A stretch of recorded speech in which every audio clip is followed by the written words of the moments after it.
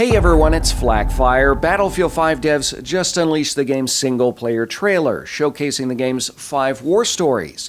It's all action-packed and full of the little details we expect to see from DICE. And as always for this video, I'm doing a frame-by-frame breakdown and analysis of what you might have missed in the new trailer.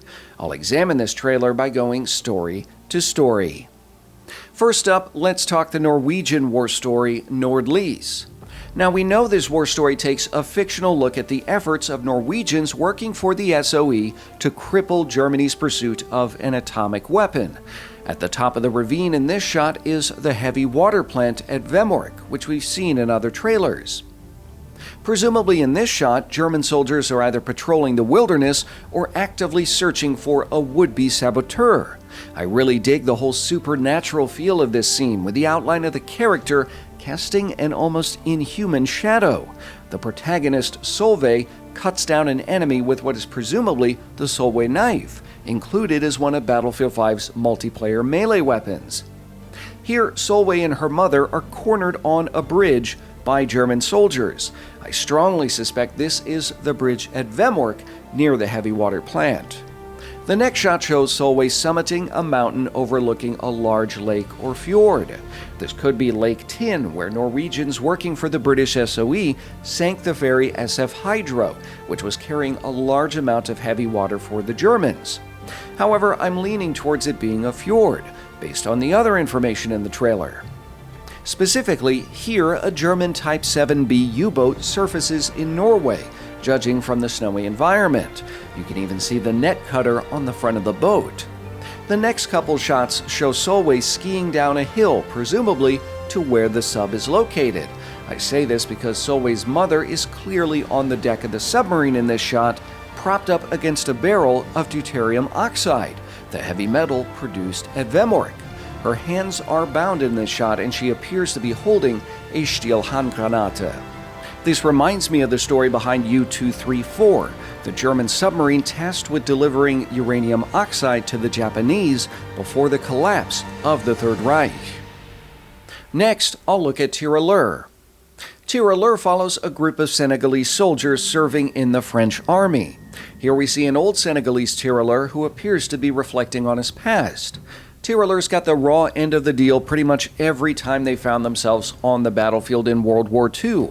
During the fall of France, hundreds were massacred by German troops, and near the end of the war, most were bleached out of the French army with a pittance after years of fighting. The shot here takes place in fall, which pretty much rules out the massacres during the German invasion of 1940, so it's highly likely the war story is set during the campaigns in southern France, Italy, or Corsica, and this is evidenced by the shots of the trucks here rolling through a countryside that looks distinctly Mediterranean. The shot of the Tirailleur disembarking from an LST also firms up that time frame as late war, and this is presumably taking place in France here, since French flags are visible on the buildings. The Tirailleur's old-style helmets are leftovers from World War I, and it wasn't uncommon to see them on the battlefield, given the supply shortages faced by the French throughout World War II. This is also reflected by the slew of different rifles carried by the Tirailleurs. In this shot, the Tirailleurs appear to be celebrating. One yells "Allons-y," which translates to "Let's go." There's also a shot where a Tirailleur is under fire and comforting a dying comrade. Meanwhile, the war story Under No Flag is supposed to take place in North Africa.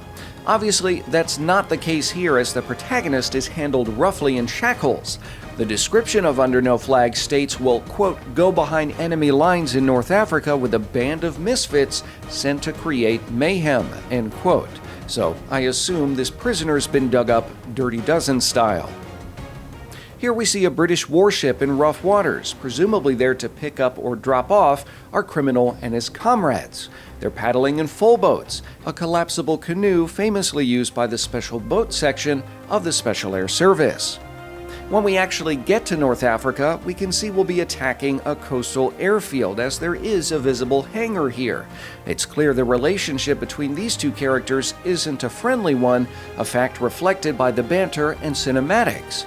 I love this shot showing the two split down the middle by enemy fire, and you get a real good feel for their differing personalities. After 2 Stuka strafe a building, we can actually see a Würzburg radar station get demolished.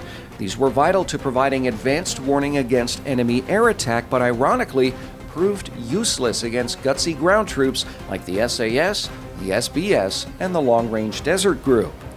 There's also some intense tank gameplay involving a Tiger, which makes me wonder if somehow Under No Flag and The Last Tiger are related. Speaking of which, The Last Tiger war story takes place near the end of the war for Germany. At this time, the Third Reich was desperate for bodies, which brings us to the child in this shot. Likely no older than 16, many children were pressed into service with units like the Volkssturm. The cinematography of the shot really makes me feel like we're the people playing the old grizzled veteran here. And that's some heavy stuff, trying to command a tank and basically care for a child that has no business being on the front lines. I definitely wanted darker war stories in Battlefield 5, and I hope The Last Tiger delivers. The last bit to mention here, the tank commander is the recipient of the Knight's Cross, which means he's no second-rate soldier. This particular shot is also emblematic of the last months of the Reich, showing an enthusiastic, naive youth contrasted with a resigned veteran. The Last Tiger has been confirmed for a December release and will be free to all players, along with the rest of Battlefield 5's multiplayer maps, weapons, and vehicles. As for the game's prologue, there's not really much to go on here. We know this war story takes place in the air, and we can see some German Bf-109s go toe-to-toe with some Spitfires escorting Blenheim bombers. The action takes place over land and a river, presumably somewhere in Germany. It's not immediately clear if we'll play as a German pilot or jump around like the prologue from Battlefield 1. After all, the image in the promotional material for Battlefield 5 shows a British pilot helmet. Also, if you look closely here, the squadron code for the Spitfires is PJ, likely representing number 130 Squadron RAF. Unfortunately, this doesn't really narrow down the time frame or the scope of the action, and, well, it could honestly just be arbitrarily chosen. Now that I've discussed all of the war stories we know of in Battlefield 5, it's time to mention the one scene that just doesn't fit here, the one featuring the bridge from the game's multiplayer map, Twisted Steel. Now, none of the existing war stories feature this kind of aesthetic. All of the British soldiers here are wearing red caps, and that's a mark of the 1st Airborne Division. Combined with a large bridge, it brings to mind Operation Market Garden and the attempts to seize the bridge at Arnhem. However, British armor rarely sported the White Star marking, which was primarily used by the Americans. Additionally, the tanks are Easy-8 Shermans, not used by the British, who instead developed the Sherman Firefly. DICE has promised a special surprise for us at the end of the week, so I'm wondering if we might be looking at footage from a yet-to-be-announced Battlefield 5 war story. So, all of this said, what are your thoughts on the war story trailer? Tell me the things you liked. Tell me the things you didn't like. Just tell me down below in the comments. If you enjoyed this video, please consider sharing it on websites like Facebook or Twitter. That really helps grow the channel. If you really want to stay up to date on all Battlefield 5 news, make sure you hit subscribe and be sure to tap the bell. In the meantime, you can find me on Twitter, Facebook, and Twitch, and all those links are down in the video description. As always, thanks for watching.